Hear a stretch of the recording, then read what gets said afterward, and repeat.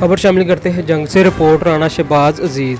जंग deputy commissioner Mohammad Umair ने कहा कि शहर की खूबसूरती को मिसाली बनाने के लिए कलमा चौक से फॉरेस्ट पार्क की बहाली पर इकदामात का आगाज़ किया जा रहा है। इस ज़मन में महकमा फॉरेस्ट को फौरी तौर पर पार्क की सफाई व प्लांटेशन की हिदायत जारी कर दी गई। दौरान विजिट डिप्टी कमिश्नर को फॉरेस्ट पार्क की बहाली और प्लांटेशन के हवाले से ब्रीफिंग दी गई। इस मौका पर डिप्टी कमिश्नर का कहना था कि माहौल को आलूदगी से बचाने और शहरियों को खुशगवार माहौल फराहम करने के लिए दरख्त की तादाद में इजाफा किया जा रहा है। हमें शहरियों को दस्तयाब जगहों पर ज़्यादा से ज़्यादा पौधे लगाने की तरकीब देनी होगी।